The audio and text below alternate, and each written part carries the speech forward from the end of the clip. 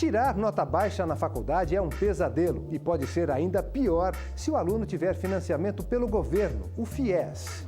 A gente sabia das regras, mas não dos 75% de aproveitamento, que você tinha 2 chances de aproveitamento, se na terceira você perderia o financiamento, né? Um estudante do interior de São Paulo que teve aproveitamento inferior a 75% e foi excluído do FIES, tentou reverter a situação nos tribunais. O drama de estrangeiros que chegam ao país em busca de uma vida melhor, sem dinheiro, sem documentos e sem os filhos. Para mim, eu não posso deixar eles lá, porque eu não tenho mãe, já está morto, meu pai já está morto, eu vivo sempre com eles, eu viajar, deixar eles, tem que ser, vem comigo mesmo.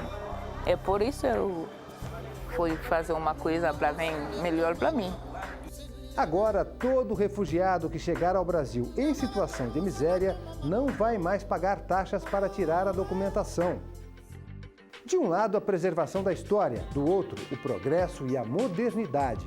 Tem um parecer técnico que informa que não há dúvidas do valor que se tem da segunda linha férrea mais antiga, do país, e que as edificações existentes no local não tinham um significado relevante para um tombamento em nível federal. Em Recife, o polêmico leilão de um terreno da antiga Rede Ferroviária Federal foi parar na Justiça. O que aconteceu? Veja agora, no Via Legal.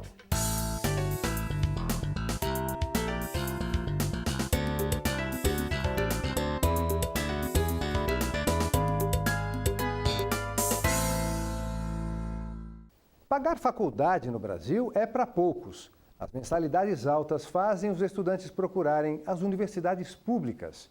Quem não consegue tem a chance de financiar os estudos pelo FIES. O que muita gente não sabe é que o aluno que tira notas baixas pode ser excluído desse programa do governo federal. Se o aproveitamento for inferior a 75% por mais de 2 semestres, não adianta reclamar. Um estudante do interior de São Paulo tentou reverter a decisão na Justiça e não conseguiu. Jennifer e Vitória são estudantes de veterinária na capital paulista. As duas entraram para a universidade há 4 anos. Elas contam que, na época, a mensalidade já custava cerca de R$ 1.800 e, por isso, decidiram procurar o financiamento do governo. Na época, você se matriculava na faculdade e fazia a solicitação do FIES. Aí eu fiz o Enem, fiz a solicitação, me matriculei e aí consegui uma parte. Na época eu consegui 75%, que você também podia e pagava 25%. Jennifer se refere ao Fundo de Financiamento ao Estudante do Ensino Superior, um programa do governo federal criado para bancar em até 100% a graduação de pessoas que não têm condições de pagar a faculdade. Depois de aprovado o benefício, é preciso seguir algumas regras, como pagar juros e, principalmente, ter boas notas durante o curso. O aluno ele precisa ter prestado um Enem a partir de 2010, então aí se o aluno tem 2 ou 3 Enems, o próprio sistema já seleciona a maior nota dele, tá? Ele precisa ter até 3 salários mínimos per capita, ou seja, 3 salários mínimos por pessoa que mora na casa, senão se ele sair disso ele não tem FIES. Né? E depois disso, ele tem a regra de manutenção, né? O aluno a cada 3 meses ele paga uns juros para o banco, que é os juros do financiamento, e ele tem que ter aproveitamento acadêmico satisfatório, né? Ele tem que ser aprovado 75% das matérias que ele estuda em cada semestre. As normas estão na portaria do Ministério da Educação. São permitidas apenas 2 renovações contratuais com aproveitamento inferior a 75%. E o baixo desempenho ainda precisa ser justificado. Mas as universitárias alegam que desconheciam estas condições e foram impedidas pela universidade de fazer a rematrícula.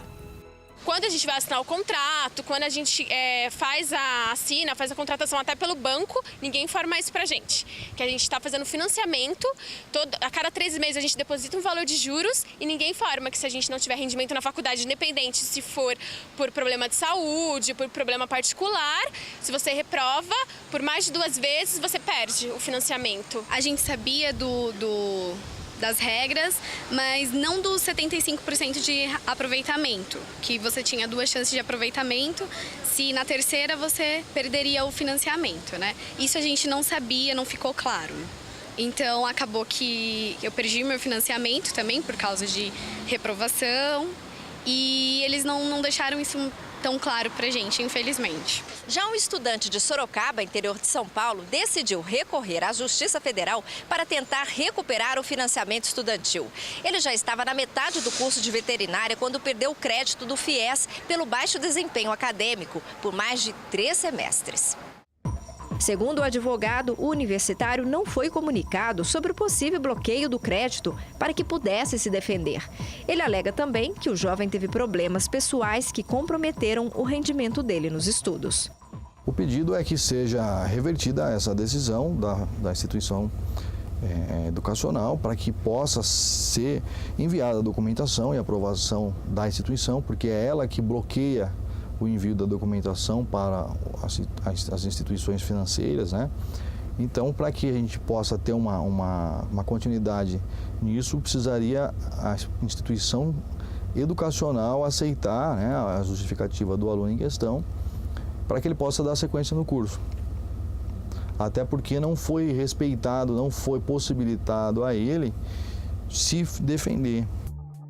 A instituição de ensino se defendeu, alegando que o aluno foi informado sobre o rendimento mínimo necessário à manutenção do crédito, inclusive nos pedidos de rematrícula, e que a faculdade, por 3 vezes, aceitou as justificativas do estudante para permanecer no FIES.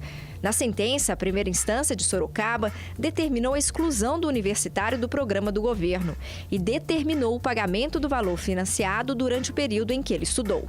O processo ainda cabe recurso. De acordo com o Sindicato das Mantenedoras de Ensino Superior, 88% das faculdades do estado de São Paulo têm pelo menos um aluno com FIES. E desde 2010, só 100 pessoas tiveram contratos cancelados por notas baixas. Para o assessor do SEMESP, o aluno tem que ler o contrato, mas a instituição pode orientar também. O aluno entrou com FIES, acompanha ele bimestralmente, né, nas notas, nas faltas. De repente você chama esse aluno para uma conversa, ele está no curso errado, né? Ele conseguiu o FIES, ele entrou no FIES porque só tinha vaga no curso X. Mas durante 1 ano e meio de contrato, ele pode transferir para outro curso. Então, de repente, você transfere ele para o curso certo e ele se torna um aluno bom. Vitória e Jennifer conseguiram transferência para outra faculdade, com mensalidade mais acessível. Sabem que não vão ficar livre da dívida, mas até lá, elas querem resolver o problema da melhor maneira. Quando eu entrei na outra faculdade, eu não tinha de jeito nenhum possibilidade de pagar a mensalidade. Agora, essa outra faculdade que eu tomo um valor mais acessível e a gente conseguiu um desconto por vir de outra faculdade, o que facilitou muito, porque senão eu ia ter que trancar o curso, como aconteceu com várias pessoas que eu conheço. Aconteceu isso de não saberem, quando foram aditar, perderam o financiamento, não tinham condições de pagar e trancaram o curso. E está com uma dívida de 40, 50 mil reais, que vai ter que começar a pagar e nem a faculdade está cursando mais. Eu vou ter que pagar 55 mil depois de formado. Eu ainda não cancelei também, tá lá travado. Pode acontecer muitos imprevistos durante a graduação, né? Mas a pessoa estar preparada para isso é fundamental.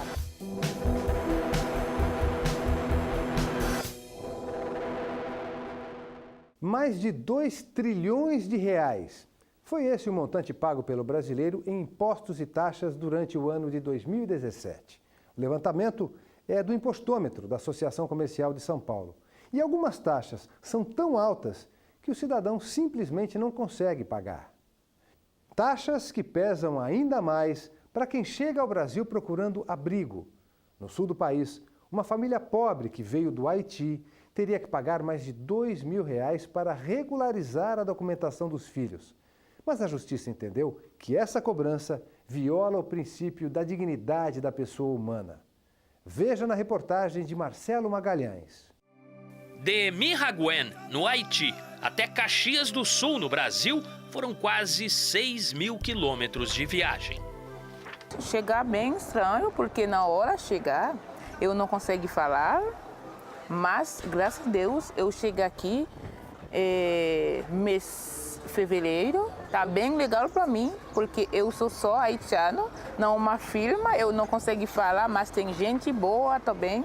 Me ajuda a falar, me aprender muita coisa. Mesmo sabendo dos riscos dessa aventura, Maud estava determinada a mudar o rumo da vida dela. Meu futuro é para ficar mais melhor para mim, porque eu não quis voltar lá, mas eu vou ficar mesmo aqui. O drama dessa haitiana foi ainda maior quando teve que deixar os filhos, Sondi, de 15 anos, e Lovensly, de 9, no país que vive em extrema vulnerabilidade social. Para mim, eu não posso deixar eles lá, porque eu não tenho mãe, já está morto, meu pai já está morto, eu vivo sempre com eles, eu viajar, deixar eles, tem que ser, vem comigo mesmo. É por isso eu fui fazer uma coisa para vir melhor para mim. Modi escolheu Caxias do Sul porque uma amiga dela já morava aqui. Assim que chegou à cidade, a haitiana foi encaminhada para o Centro de Atendimento ao Migrante. E foi aqui que a sorte dela começou a mudar. A jovem haitiana conseguiu emprego e o ex-marido trouxe os filhos dela para a Serra Gaúcha. Mas aí surgiu um problema. A refugiada teria que gastar quase R$ 2.300 para regularizar a documentação dos filhos. Muito dinheiro para eles vem, depois na hora ele chega aqui, eu não consigo fazer nada para ele dos documentos porque eu não tenho dinheiro. Após ser orientada no Centro de Atendimento ao Migrante, Maud procurou o Ministério Público Federal. A gente verificou que a Maud, os filhos dela, ela não tinham documentação, não poderiam exercer nenhum tipo dos direitos de cidadania, que a identificação civil é uma base para conseguir todos os direitos, trabalho, benefícios, todas as questões. O MPF entrou na Justiça Federal contra a União e pediu isenção do pagamento de taxas para registro dos filhos dela no país. O entendimento foi que, realmente, não é possível a cobrança de taxas quando a pessoa comprovadamente não tem renda suficiente para arcar com os custos da documentação. E a documentação, como é uma necessidade da pessoa, ela não tendo esses custos, deve ser dada a isenção. O juiz da 4ª Vara Federal de Caxias do Sul, que analisou o caso, concedeu liminar. O que se percebeu no processo é que ela teria uma situação de hipossuficiência, receberia, se não me engano, algo até um salário mínimo, talvez até menos, eu não me recordo agora. E ela, enfim, teria que ter também a questão dos filhos, e aí o que se entendeu é que a cobrança do valor impediria ela de conseguir esse documento e, consequentemente, também seria um obstáculo ao exercício dos direitos civis de uma maneira geral, direito à saúde, medicamentos, à escola para as crianças, para os filhos dela. A União recorreu ao Tribunal Regional Federal da 4ª Região. Alegou que a isenção de taxa é matéria tributária prevista em lei. Mas os desembargadores entenderam que a cobrança viola o princípio da dignidade humana. O nosso TRF da 4ª Região, nosso tribunal, tem diversas decisões nesse sentido, de que não é legítima a cobrança desse valor, dessa taxa, para esses estrangeiros que são migrantes, que vêm para cá em situação de vulnerabilidade, justamente por violação ao princípio da isonomia, ao direito à saúde, ao direito à educação para as crianças. E também a nova lei de imigração traça diversos princípios ali, como a proibição de discriminação, a universalidade, combate à xenofobia, etc. E basta caminhar pelo centro de Caxias do Sul para perceber que o caso de Maud não é o único. Não era um caso isolado, houve vários casos, várias procuras de imigrantes que não conseguiam a documentação por conta de não ter condições de pagar as taxas, e o judiciário entendeu que realmente isso não poderia, era incondicional essa limitação de cobrar taxas para pessoas que não tinham condições de pagar. A decisão que isenta a Maud do pagamento de taxas para a documentação é extensiva a outros estrangeiros na mesma situação. Um benefício que entrou em vigor no final de 2017 em todo o país. A nova lei de imigrações, já verificando essa falha que existia desde o Estatuto do Estrangeiro, que era de 1980, ela colocou essa possibilidade de que a pessoa, comprovando a sua hipossuficiência através de uma declaração, ela tenha a isenção das taxas. Mudança que, para pessoas como Maud, renova o sonho com um futuro mais digno aqui no Brasil. Acho que a ideia para eles é estudar para conseguir uma vida mais melhor. Porque ele sabe, Haiti é muito difícil, mas ele chegar aqui, eles têm que estudar para conseguir uma coisa mais melhor. para frente. A difícil tarefa de conciliar os avanços da modernidade com a preservação de locais históricos. Há anos, Recife se divide entre os favoráveis e os contrários ao leilão de um terreno no cais, no centro da cidade, que pertenceu à Rede Ferroviária Federal. Um consórcio quer construir um conjunto de prédios e modernizar a área, hoje degradada. O caso foi parar na Justiça, que liberou o leilão porque a área não é considerada histórica. Igrejas seculares, casarões e monumentos do século XVI cercam o Cais José Estelita, no Recife. É aqui que fica o pátio ferroviário das Cinco Pontas. De longe é possível ver os galpões de açúcar na paisagem, uma localização privilegiada da capital de Pernambuco. Essa é uma área muito importante do ponto de vista estratégico para o Recife, para o centro da cidade, para a área do centro metropolitano, porque é uma área com mais de 100 mil metros quadrados, na beira da bacia, de uma grande bacia que é o estuário dos rios de Jipió, Capibaribe, Bibiribe, Pina, uma grande área de rios. Aqui passava a segunda linha ferroviária mais antiga do país, mas pouco resta daquele tempo. Algumas casas antigas e trilhos, muitos trilhos. Hoje, a área está praticamente deserta e fazer uma simples caminhada na orla, que fica bem em frente, se tornou um perigo, com riscos de assaltos e usuários de drogas. O terreno pertencia à extinta Rede Ferroviária Federal, Refesa. Em 2010, a União leiloou a área por 55 milhões de reais. Quem arrematou o pátio das Cinco Pontas foi o consórcio Novo Recife, formado por 4 construtoras. O grupo quer construir um grande empreendimento imobiliário. Em 2014, o consórcio iniciou a derrubada dos galpões de açúcar, o que causou forte reação popular. O movimento Ocupa Estelita chegou a acampar no local para evitar que os tratores continuassem trabalhando. Depois de muita polêmica, o Ministério Público entrou com uma ação na Justiça Federal. Alegou que o leilão não poderia ter acontecido e que a área deveria ter sido tombada como patrimônio histórico nacional. Em primeira instância, o leilão foi anulado, mas o consórcio Novo Recife recorreu ao Tribunal Regional Federal da 5ª Região. No processo, o IPHAN foi contrário ao tombamento da área. O Instituto entende que o local não possui valor histórico-cultural para ser protegido. Tem um parecer técnico que informa que não há dúvidas do valor que se tem da segunda linha férrea mais antiga, do país, e que as edificações existentes no local não tinham um significado relevante para um tombamento em nível federal. E esse posicionamento ele vem sendo recorrente ao longo dos anos. Para os desembargadores, o judiciário não pode interferir neste caso, uma vez que o próprio IPHAN já entendeu que não cabe o tombamento. A decisão também diz que o município do Recife está livre para licenciar a obra. De acordo com os magistrados, não existem elementos que comprovem a ilegalidade do leilão. Procurados, o Ministério Público e o movimento Ocupa Estelita não quiseram se manifestar. O urbanista do consórcio garante que os galpões antigos serão utilizados como espaços culturais. Mais da metade da área será pública. Também será construída uma ciclovia com quase 2 quilômetros. Isso significa a implantação de edifícios, de equipamentos de turismo, de equipamentos de lazer, de equipamentos culturais, de área para comércio, serviço e habitação. Se põe aí cerca de 5 mil pessoas morando, circulando, com mais de 600 empregos diretos permanentes e com uma intervenção que traz para a cidade do Recife uma mudança no seu centro.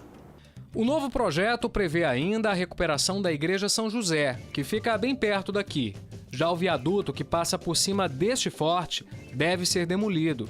Mas para que o projeto possa sair do papel, o consórcio Novo Recife precisa de autorizações, como licenciamentos da Prefeitura do Recife e estudos arqueológicos.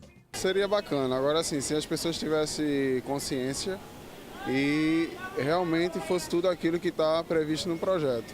Ali está muito abandonado, com certeza. Está tendo muito assalto, Tem que fazer alguma coisa e rápido, né? Pode aumentar a economia, crescer de alguma maneira, entendeu? Mas não vai atingir a população mais pobre, na minha opinião. Quem ganha com isso é quem? Os grandes empresários, as grandes empresas. Eu acho que teria que sentar todo mundo, as pessoas em volta do bairro e tal, para discutir essa questão direitinho aí, para poder realmente entrar no consenso, já que de repente as pessoas que estavam em protesto não estão concordando com a obra a ser iniciada, né?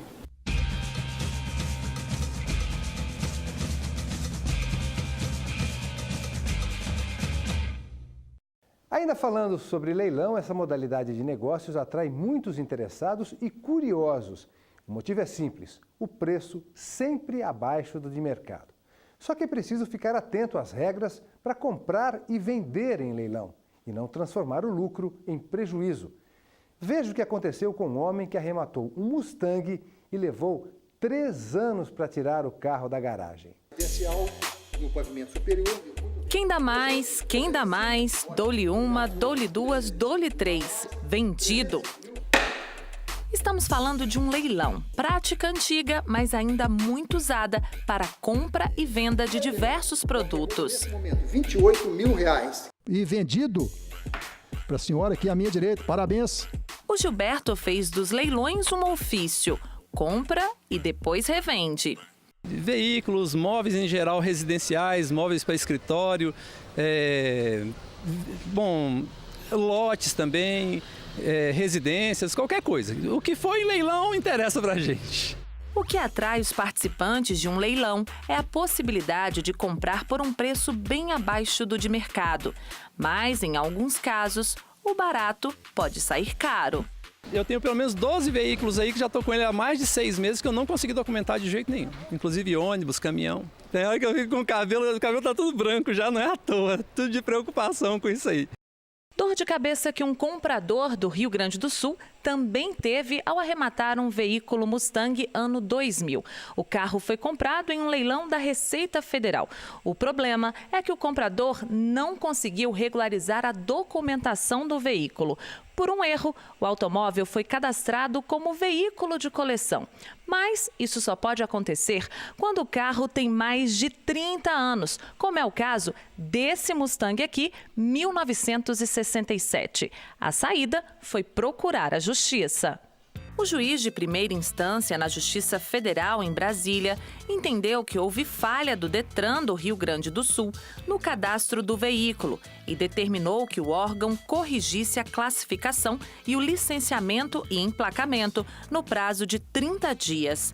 O Detran não concordou com a decisão e alegou que o erro no cadastro não foi da instituição. Quando a Receita Federal fez esse pré-cadastro, ela colocou uma marca, ela atribuiu uma marca de veículo de coleção, né? Isso em janeiro de 2012, quando nós recebemos esse processo, né? Ao longo do tempo, né, se verificou que o Denatran criou uma marca para esse veículo, né? E possivelmente tenha sido por decisão judicial. Então, essa condição dessa marca ter sido cadastrada como de coleção, que tenha demorado todo esse tempo para se concluir o primeiro emplacamento, que na verdade até hoje não está concluído. O caso foi parar no Tribunal Regional Federal da Primeira Região.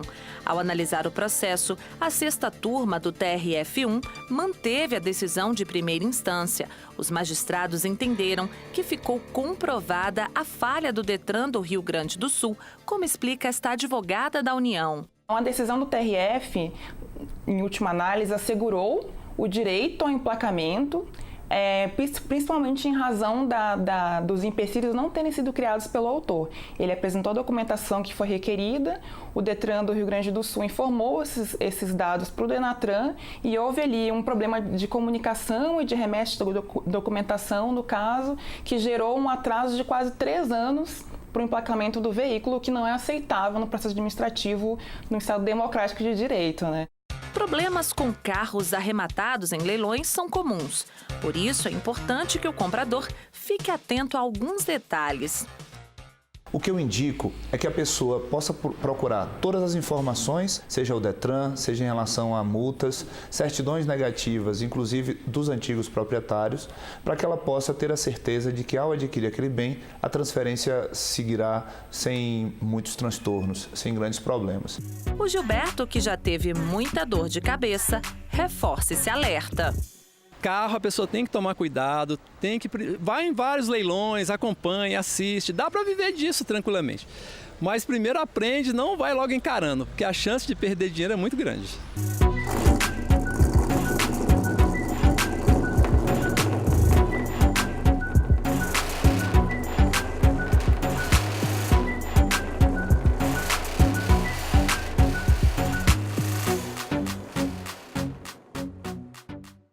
É isso, o Via Legal fica por aqui. A gente volta na semana que vem com outras decisões da Justiça Federal. Gostou de uma matéria? Quer assistir de novo? Acesse as nossas redes sociais.